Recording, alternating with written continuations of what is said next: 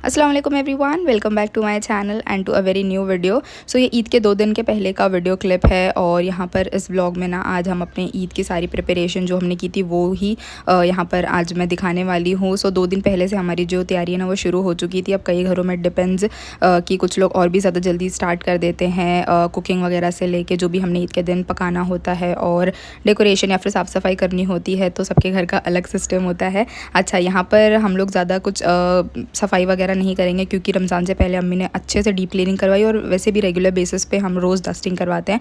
सो यहाँ पर क्लीनिंग का बहुत ज़्यादा कुछ हमने तामझाम नहीं किया था। अच्छा, यहाँ पर ये 28 रोज़ा जो है वो 28 जो रोज़ा है वो हो चुका है। सो यहाँ पर अम्मी सारे ड्राई फ्रूट्स है ना उनको सोक करने के लिए रख दिया था अम्मी ने।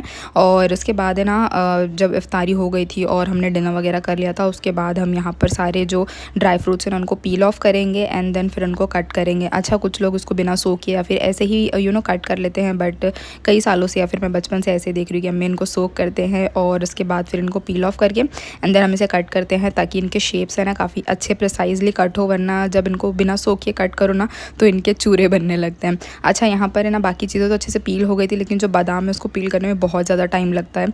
तो फिर दादी ने यहाँ पर है ना एक एडवाइस दिया कि इनको थोड़ी देर के लिए ना पानी में बॉईल कर लो तो ये बहुत ईजीली पील हो जाएंगे। तो बस मैंने सोचा कि चलो ट्राई कर लिया जाए। तो बस मैंने ना 2 मिनट के लिए बादाम को है ना बॉईल कर लिया था और उसके बाद मतलब इतने जल्दी पील हो गए थे ना ये बादाम। तो बस यहाँ पर थोड़े से गर्म थे ना, मैंने तभी जल्दी से पील कर लिया क्योंकि जैसे ये थोड़े से ड्राई होने लगते हैं ना फिर से इनको पील करना मुश्किल हो जाता है।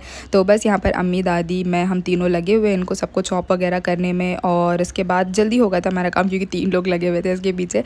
तो बस यहाँ पर काजू, बादाम, पिस्ता है और उसके अलावा किशमिश वगैरह है तो उनको तो सोक नहीं करना है।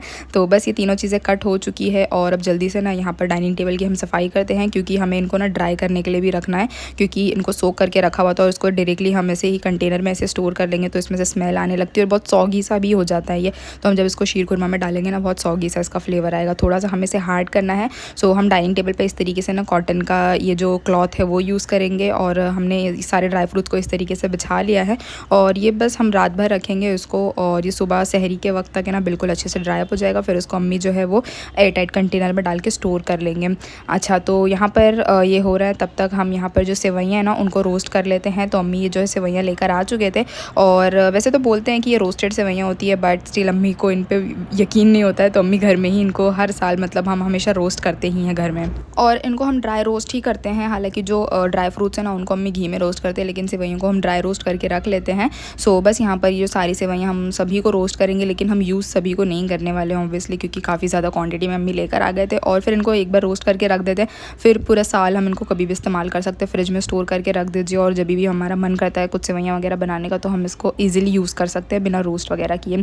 तो बस थोड़े थोड़े बैच में इस तरीके से ना अम्मी कढ़ाई में इनको रोस्ट कर लेंगे और मीनवाइल मैं जो पीछे सारे बर्तन वगैरह को जल्दी से वॉश कर लेती हूँ। अच्छा, इसके बाद है ना हमने जल्दी से डिनर भी बना लेना ये काम ख़त्म करने के बाद क्योंकि मुझे जल्दी से फ्री होना था, मुझे अपना कुछ पर्सनल काम निपटाने थे।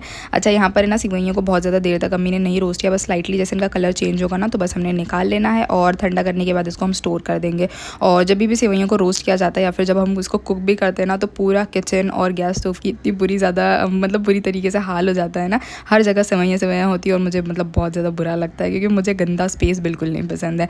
अच्छा, हमारे सारी सेवइयाँ डन हो चुकी है और डिनर भी प्रेप हो चुका था और यहाँ पर मैं आ गई हूँ बेडरूम में। अच्छा, ये सारा सामान देकर आप लोग को शायद आप लोगों ने गेस कर लिया हो कि what am I gonna do right now. वैसे तो मेरा प्लान था कि मैं सैलून जाऊँगी, मैं और अम्मी हम दोनों, लेकिन हम लोगों को बिल्कुल टाइम नहीं मिल पाया था और इसके बाद फिर मैंने सोचा कि I'm gonna wax at home, I'm gonna try। मैंने 2 बार पहले ट्राई किया है and the first time I tried ना तो मैंने अपना हाथ जला लिया था। अब क्योंकि जोश में मैंने ये सारी चीज़ें ले लिए तो मैंने बोली अब मैं ये सारा फिनिश कर दूँगी, उसके बाद ही आई सी मतलब तब मैं सैलून वगैरह जाऊँगी और मेरी थोड़ी सी प्रैक्टिस भी हो जाएगी, मतलब कुछ तो स्किल्स हो मेरे अंदर, कुछ तो आए मुझे करने के लिए। और मैंने सारी चीज़ें 1 साल के बाद निकाली है क्योंकि मैंने लास्ट ईयर है ना सिर्फ ईद में ही इसे किया था और अब डायरेक्टली मैंने इस ईद पे इसे निकाला है and I am just gonna do it on my hands क्योंकि बस इतना कर लूँ मेरे लिए बहुत बड़ी बात हो जाएगी। मैंने बहुत ज़्यादा टाइम भी इसमें लगा दिया था और बहुत ज़्यादा डर भी लग रहा था मुझे क्योंकि प्रैक्टिस नहीं है इस वजह से एंड थोड़ा बहुत रिसर्च करने के बाद मैं सारी चीज़ें लेकर आई थी। और वो जो वैक्स स्ट्रिप नज़र आ रहा होगा वो I am gonna use it for my upper lip. अच्छा, ये भी मैंने अभी तक सिर्फ 2 बार ही किया है और उसको यूज़ करने के बाद whenever I use anything on my upper lips to remove my upper lip है उसके बाद ना मेरे स्किन की बहुत ज़्यादा बुरी हालत हो जाती है, रेडनेस हो जाता है, रैशेज हो जाते हैं, दाने निकल आते हैं और मतलब लिटरली बहुत ज़्यादा सेंसिटिव स्किन है इस वजह से। और मैंने एक बार शेव भी ट्राई किया था क्योंकि I was researching on many things ना, तो काफ़ी लोगों ने बोला कि इससे बहुत ईजिली सारी चीज़ें हो जाती है and there won't be any side effects. तो मैंने वो भी ट्राई किया था, बट मेरे फेस पे बहुत ज़्यादा बुरा दाने आ गए थे। अच्छा, last to last year Eid में मतलब बहुत ज़्यादा बुरा ब्लेंडर हुआ था मेरे फेस के साथ and I couldn't take a single picture क्योंकि मेरा फेस इतना ज़्यादा बुरा दिख रहा था उसकी वजह से। अच्छा खैर, लेकिन ना इन सब के बावजूद मैंने कहा कि मैं फिर भी ट्राई करूँगी, बिकॉज़ मतलब किसी चीज़ की तो मेरे फेस को आदत हो, बिकॉज़ थोड़ा सा भी हार्शनेस है ना बर्दाश्त नहीं होता है मेरे फेस को। सो आई थॉट कि मैंने करना है and honestly I was so sure कि इस बार भी ज़रूर कुछ ना कुछ बुरा ही होगा मेरे फेस पे, लेकिन अल्हम्दुलिल्लाह कुछ भी नहीं हुआ इस दफ़ा। मतलब आई थिंक थोड़ा थोड़ा हैबिट जो हो रही है। और मैंने ना एक चीज़ जो लर्न की है कि ना whenever you remove the upper lip hair, उसके बाद तो ऑब्वियसली मॉइस्चराइज़ करना होता है, लेकिन उसके थोड़ी देर के बाद है ना, या फिर मैंने नेक्स्ट डे एक्चुअली किया था, you have to rub ice on that particular part. तो उस वजह से ना थोड़ा सा जो हमारा स्किन है उसको थोड़ी कूलनेस और कामनेस मिल जाती है। तो हाँ, ये चीज़ मैंने सीखी है इस दफ़ा। अच्छा, उसके बाद I am also done with my hand waxing thing. और उसके बाद ना बस यहाँ पर 29th क्योंकि ये नाइट थी और ये भी लैलतुल कदर की एक नाइट होती है, सो हमने यहाँ पर जाके ही गुजारी ये वाली नाइट भी। एंड यहाँ पर ऑलमोस्ट सहरी का वक्त हो चुका था and have a look at my eye, मतलब कुछ ना कुछ बुरा होना ही होता है। मतलब यहाँ पर मेरे आँखों में स्वेलिंग आ गई है, अचानक से आ गई, I really don't know why and how, लेकिन खैर यहाँ पर ये अभी तक गई नहीं है। And I was also having pain in that particular part. और घर में सब मुझे अपना अपना एडवाइस दे रहे थे, हैक बता रहे थे कि ये वाला टेक्निक यूज़ करो तो इससे स्वेलिंग सबसाइड हो जाएगी। कोई गार्लिक क्लोव्स बता रहा है, कोई कुछ कुछ। एंड आई वाज लाइक मैं कुछ भी नहीं यूज़ करने वाली हूँ। अच्छा खैर, यहाँ पर क्योंकि ये लास्ट सहरी होने वाली है, तो यहाँ पर मेरा भाई लेकर आ गया था सहरी के लिए मलाई। अच्छा, लास्ट ईयर है ना रमज़ान में हम लोगों ने ऑलमोस्ट पूरा रमज़ान मलाई पाव ही सहरी में कंज्यूम किया था, लेकिन इस बार हम लोगों ने अवॉइड किया था। अच्छा, क्योंकि ये 29 और आखिरी सहरी, आखिरी रोज़ा होने वाला, तो मैंने और मेरे भाई ने डिसाइड किया कि हम लोग मलाई पाव खाएंगे। तो वो जल्दी से जाकर लेकर आ गया था अराउंड 4 o'clock तक। और यहाँ पर मैंने शुगर वगैरह ऐड कर दिया है और चाय भी हमारी रेडी है। तो बस अब जल्दी से सहरी करेंगे, नमाज़ पढ़नी है, उसके बाद हम सो जाएंगे। अच्छा, आज के दिन मैं काफ़ी ज़्यादा लेट उठी थी, सोकर आई वोक अप अराउंड 1:45 दोपहर के। एंड आई डोंट थिंक पूरे रमज़ान की हिस्ट्री में मैं इतना लेट कभी सोकर उठी हूँ। और अम्मी ने मुझे जगाया भी नहीं। और उठने के फ़ौरन बाद मैंने ना घर के थोड़े बहुत काम निपटाए, उसके बाद मैं आ गई हूँ किचन में अपने लिए हेयर मास्क बनाने के लिए। अच्छा, मैंने सोच रखा था कि ना दिन में ही, आज के दिन है ना, मैं अपने पर्सनल वाले सारे काम ख़त्म कर लूँगी। पर्सनल एज इन जो लड़कियों के काम होते हैं जैसे मेहंदी लगाना या फिर सेल्फ ग्रूमिंग वाले जितने भी सारे काम होते हैं, तो वो मैं दिन में ही ख़त्म कर लूँगी। बिकॉज़ इफ्तारी के बाद जो है वो सारे घर के काम रह जाएंगे, ईद की तैयारी करनी होगी तो बहुत ज़्यादा बिजी हो जाएगा शेड्यूल। तो यहाँ पर सबसे पहले मैंने सोचा था कि एक मैंने हेयर मास्क लगाना है। और there is this influencer I follow on Instagram, तो आई रियली लाइक हर, और उसने ये वाला टेक्निक बताया था। तो पहली बार जब मैंने ये सुना था ना कि बालों में म्यूनीस लगाना है, आई वाज लाइक भाई बालों में म्यूनीस कौन लगाता है। अच्छा, लेकिन the results were quite good. तो बस यहाँ पर मैं जल्दी से शेयर कर लेती हूँ। यहाँ पर मैंने म्यूनीस लिया था 2 टेबलस्पून, उसके अंदर ना मैंने कंडीशनर यूज़ किया था और उसके अलावा यहाँ पर जो बटर होता है ना वो यूज़ किया था। बटर को थोड़ा सा मेल्ट कर लिया है एंड दैट्स इट। ये जो हेयर मास्क है वो रेडी हो चुका है। इनको पूरे बालों के लेंथ पे मैंने अच्छे से अप्लाई कर लिया था, स्कैल्प में, मतलब रूट्स में नहीं लगाना है हमने, ऊपर से लेके नीचे तक पूरे लेंथ पे अप्लाई कर लिया था। और उसके बाद यहाँ पर ये जो पॉलीथीन होता है ना उसको मैंने अच्छे से बालों के अराउंड रैप कर लिया था। इफ़ यू हैव दैट शार कैप तो वेल एंड गुड, आप वो यूज़ कर सकते हैं, वरना मेरी तरह जुगाड़ भी लगा सकते हैं। अच्छा, इसमें ना इस मास्क के अंदर हेयर ऑयल भी यूज़ करना होता है, लेकिन मेरे बालों में क्योंकि पहले से ऑयल था तो बस मैंने ना ऑयल नहीं यूज़ किया इसमें। अच्छा, इस हेयर मास्क को अपने हाफ एन आवर तक रखना है और जब तक ये हाफ एन आवर कंप्लीट नहीं होता तो मैंने सोचा अपना जो फेशियल है ना वो मैं जल्दी से कर लेती हूँ। अच्छा, इसके लिए भी अम्मी ने मुझे कहा था कि मैं सैलून चले जाऊँ ताकि फेशियल वगैरह करा सकूँ, बट मैंने कहा कि नहीं भैया, मेरे स्किन को कुछ भी सूट नहीं करेगा एंड इसके लिए ना मैंने अभी एक्सपेरिमेंट नहीं करना है, कोई भी रिस्क नहीं लेना है फ़िलहाल। तो मैं बस घर में ना ये जुगाड़ू सा अपना छोटू सा, मतलब लाइक हार्डली 10-15 मिनट लगते हैं, ये वाला फेशियल जल्दी से कर लेती हूँ मैं। तो बेसिकली मैंने जो अपना फेस वॉश रेगुलर यूज़ करती हूँ वो यूज़ किया है। उसके बाद फिर मैं एवर यूथ का जो स्क्रब है वो यूज़ करती हूँ because it suits my skin. उसके बाद ब्लैक हेड्स निकाल लिया मैंने, स्टीम लिया था और ब्लैक हेड रिमूवर की हेल्प से वो निकाल लिया था। उसके बाद यहाँ पर एक पपाया का फेस मास्क है मेरे पास क्ले वाला, तो वो अप्लाई कर लिया था and that's it. Face wash अच्छे से करने के बाद फिर मैंने ना यहाँ पर आइस जो है वो फेस पे स्क्रब कर लिया था क्योंकि ये जो पोर्स वगैरह ओपन हो गए थे ना ताकि वो क्लोज हो जाए, दैट्स इट। उसके बाद मैंने मॉइस्चराइज़र अप्लाई कर लिया है और उसके बाद मैंने जल्दी से शार भी ले लिया था। शार वगैरह लेके आ चुकी हूँ मैं and now it's time for my mehndi. वैसे तो मैंने एक ही हाथ में बस अप्लाई करना था, आगे पीछे बहुत ही मिनिमल वाली डिज़ाइन मैंने चूज़ की ताकि जल्दी से ये मेरा काम फिनिश हो जाए। और मैंने रात में नहीं लगाना था क्योंकि रात में मुझे अम्मी को भी मेहंदी लगानी थी और दादी को भी, और उसके बाद किचन के भी काम थे। तो मैंने सोचा कि मैं अपना मेहंदी वाला काम मैं ना दिन में ही फिनिश करती हूँ। अच्छा, यहाँ पर ऑलरेडी 3:45 हो चुके थे तो मैंने सोचा कि जल्दी से ना मेहंदी का काम स्टार्ट कर देती हूँ क्योंकि 5 बजे के करीब मुझे किचन में जाना है इफ्तार की जो है वो तैयारी करने के लिए। तो मुझे ज़्यादा टाइम मिलेगा नहीं इसको ड्राई होने देने के लिए, अराउंड 45 मिनट्स के करीब है ना मुझे मिला था टाइम। तो उसके बाद फिर तो पानी में हाथ चले गया। अच्छा, फर्स्ट डे इसका कुछ खास कलर नज़र आया नहीं था मुझे, लेकिन नेक्स्ट डे ईद के दिन है ना इसका काफ़ी अच्छा कलर आ गया था। और यहाँ पर प्लीज़ मेरे स्किल्स को जज ना करें, बिकॉज़ मैं साल में सिर्फ एक बार ही जो है वो मेहंदी का कोन पकड़ती हूँ, वो भी ऑन ईद। तो बस यहाँ पर है ना डोंट जज माई डिज़ाइन। मैंने बहुत ही बेसिक सा डिज़ाइन यहाँ पर चूज़ किया था, मुझे पता था क्योंकि मैं बहुत अच्छे डिज़ाइन नहीं लगाती हूँ इस वजह से। एंड इवन बकरीद पे भी मैं मेहंदी नहीं लगाती हूँ। अच्छा खैर, यहाँ पर मैं आ गई हूँ किचन में और ऑलमोस्ट हमारी सारी इफ्तार डन हो चुकी है। और आज की इफ्तार हमने काफ़ी कम और बेसिक सी ही रखी हुई थी, बिकॉज़ ऑब्वियसली ये सारी इफ्तार हमें आज के दिन फिनिश करना है, क्योंकि नेक्स्ट डे ईद होने वाला है और फिर ईद के दिन ये सारी चीज़ें कोई नहीं खाएगा।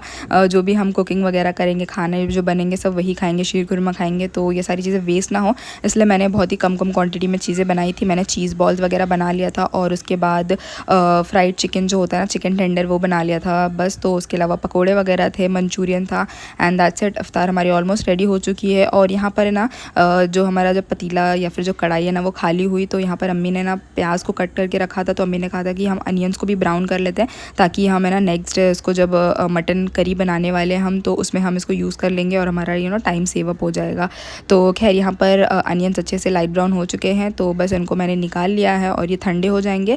तो बस हमने वैसे भी इनको नेक्स्ट डे यूज़ करना है। अच्छा, हमारी इफ्तार डन हो चुकी है और यहाँ पर इफ्तार के बाद जो हमने मिल्क का ऑर्डर दिया था वो फाइनली आ चुका है। लास्ट ईयर ये मिल्क वाले, ये जो अंकल है ना दूध वाले, उन्होंने हमको धोखा दे दिया था, लेकिन खैर लास्ट मोमेंट पे कंट्री डिलाइट जो है वो काम आ गया था, तो मैंने सुबह सुबह वहाँ से दूध ऑर्डर कर दिया था। लेकिन इस दफ़ा हमें मिल गया दूध शुक्र से। और यहाँ पर हम बफेलो मिल्क ही यूज़ करते हैं शीर खुरमा बनाने के लिए, और इस दफ़ा तो हमारे मिल्क की क्वांटिटी काफ़ी ज़्यादा है। लास्ट टाइम हमने 7 या फिर 8 लीटर मिल्क यूज़ किया था आई गेस, और इस दफ़ा हमने 10 लीटर मिल्क जो है वो यूज़ किया है शीर खुरमा बनाने के लिए, क्योंकि इस बार अफराद भी ज़्यादा है और हमारे घर का अल्हम्दुलिल्लाह से शीर खुरमा इतना ज़्यादा पॉपुलर है ना, तो मतलब मेरे भाई के फ्रेंड्स और काफ़ी लोगों ने हम लोगों को ऑलरेडी बोल के रखा था कि हमें चाहिए ही चाहिए। तो बस अम्मी ने सोचा कि इस दफ़ा हम लोग 10 लीटर का जो है वो शीर खुरमा बनाएंगे। और मीनवाइल यहाँ पर मैं डिनर बना रही हूँ, और डिनर हमारा काफ़ी ज़्यादा सिंपल और बेसिक सा होता है चांद रात के दिन, क्योंकि कोई भी अच्छे से ना डिनर करता नहीं है इस दिन। तो बस मैंने यहाँ पर दाल फ्राई बना लिया है और साथ में राइस रहेंगे। अच्छा, यहाँ पर किवामी सेवइयाँ जो होती है या फिर सूखी सेवई, तो वो हम रात में ही बना लेते हैं, अम्मी बना लेते हैं उसको, ताकि दूसरे दिन हमारा काम जो है वो आसान हो जाए, इतना ज़्यादा हेक्टिक ना रहे।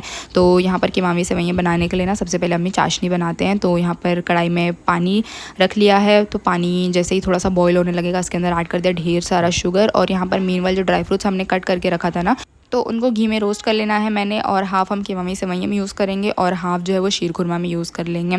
अच्छा, यहाँ पर किवामी सेवइयों के लिए जो सेवइयाँ चाहिए वो हम निकाल लेंगे, और हमारा जो चाशनी वो अच्छे से कुक होना चाहिए, मतलब वो ना स्टिकीनेस आनी चाहिए ये जो हमारा चाशनी है उसके अंदर। उसके बाद ही हम जो सेवइयाँ वगैरह है ना वो ऐड करेंगे। तो यहाँ पर अम्मी जो स्टिकीनेस है वो चेक कर रहे थे, उसके बाद मैं मतलब इतना वेट करती है, अम्मी जल्दी से ऐड करो, जल्दी से ऐड करो, मुझे दूसरे काम भी अपने ख़त्म करने, मतलब शूट करना है। तो अम्मी बस लाइक पहले इसके अंदर स्टिकीनेस आने थे, तभी ये जो है ना इसकी कंसिस्टेंसी बिल्कुल प्रॉपर होगी।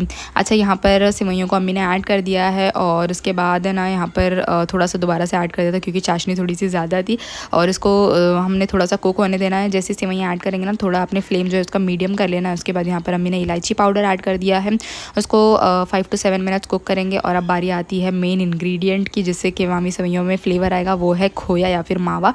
तो ढेर सारा मावा अम्मी ने इसमें ऐड कर दिया है। अब अपने टेस्ट के प्रेफरेंस के अकॉर्डिंग ऐड कर सकते हैं। अच्छा, कुछ लोग मिल्क भी ऐड कर सकते हैं इसमें, लेकिन हम जो है वो मावा या फिर खोया ही ऐड करते हैं इसमें। तो खैर यहाँ पर ये ऐड हो चुका है। उसके बाद मीडियम टू लो फ्लेम पे इसको अच्छे से कुक होने देंगे। उसके बाद लास्ट में हमने ड्राई फ्रूट्स ऐड करने। अच्छा, किशमिश भी अम्मी लेकर आए थे, लेकिन इनको हम रोस्ट करना बिल्कुल भूल गए थे, तो बस यहाँ पर अम्मी ने ऊपर से ही इसमें ऐड कर दिया है। और बस ये सारे ड्राई फ्रूट्स जो है वो चले जाएंगे सेवइयों के अंदर, मिक्स करेंगे, और बस हमारी जो किवामी सेवइयाँ ऑलमोस्ट रेडी हो चुकी है। मतलब इसको लो फ्लेम पर रख के ना हमने थोड़ी देर और कुक करना है, ताकि हमारी सेवइयाँ एकदम से अच्छे से सॉफ्ट हो जाए। अच्छा, यहाँ पर मैंने ना जाना है दादा दादी के रूम में, ताकि मैं जल्दी से बेडशीट चेंज कर दूँ। वैसे तो बेडशीट जो है वो मैं दूसरे दिन या फिर मतलब ईद के दिन ही चेंज करती हूँ, लेकिन क्योंकि ईद के दिन ज़्यादा काम हो जाएगा, तो मैंने सोचा कि एटलीस्ट एक बेडरूम का जो बेडशीट है वो मैं अभी चेंज कर लेती हूँ, और बाकी के दोनों बेडरूम्स का जो बेडशीट है वो मैं सुबह में ही चेंज कर लूँगी।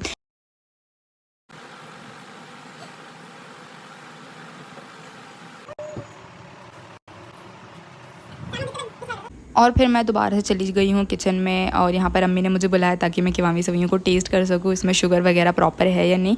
तो बस यहाँ पर मैंने टेस्ट किया और ये बिल्कुल डन हो चुका था। तो बस इसको हम फ्लेम पे से उतार देंगे, और हमारी किवामी सेवइयाँ बिल्कुल डन हो चुकी है।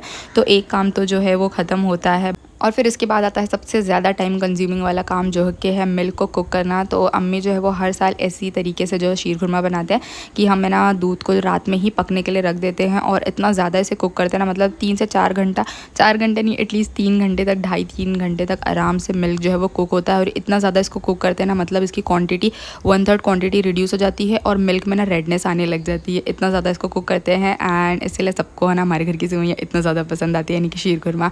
अच्छा, मीनवाइल अम्मी ने ना मटन जो है उसको भी बॉईल कर दिया था, क्योंकि हमें सुबह जो है वो यूज़ होने वाला है, तो अम्मी ने कहा कि थोड़ा काम आसान हो जाएगा। अच्छा, यहाँ पर है ना जब तक मिल्क बॉईल हो रहा है, कुक हो रहा है, तो मैंने अम्मी को है ना मेहंदी लगा ली है। इसके पहले मैंने दादी को भी लगा दी थी, तो दादी सोने चले गए थे और बस यहाँ पर जो शाही टुकड़ा मेरा भाई लेकर आया था इफ्तार के वक्त, मैं और अम्मी इंजॉय कर रहे हैं। और इस पॉइंट तक हम दोनों ही ना बहुत ज़्यादा थक चुके थे और अम्मी बस लाइक कि जल्दी जल्दी जैसे तैसे मेहंदी हो रही है लगा के ख़त्म कर, क्योंकि मुझे जाना है सोने के लिए, क्योंकि सुबह अगेन जल्दी उठना है, 5 बजे उठना है हम दोनों को और फिर किचन में आ जाना है अपने काम ख़त्म करने के लिए। अच्छा, यहाँ पर मिल्क को बॉईल होते होते काफ़ी टाइम हो चुका था, लेकिन अम्मी वो स्टिल लाइक इसे और हमने कुक करना है। तो मैंने कहा कि मैं जब तक जाग रही हूँ मैं इसका ध्यान रखती हूँ। तो अराउंड 1 बजे के करीब दूध का जो फ्लेम है ना, चूल्हा, वो मैंने बंद किया था। उसके बाद फिर सुबह उठने के बाद अम्मी ने इसको और ज़्यादा पकाना है। तो बस रात का इतना काम फिनिश होता है और बाकी का जो ईद के दिन का व्लॉग है वो आपको नेक्स्ट वीडियो में देखने को मिलेगा। तो बस अब मैं यहाँ पर जा रही हूँ सोने के लिए और ईद के दिन का व्लॉग देखने के लिए स्टे ट्यून और मिलते हैं इंशाल्लाह नेक्स्ट वीडियो में। तब तक के अपना ढेर सारा ख्याल रखिए, stay positive, keep smiling, good bye.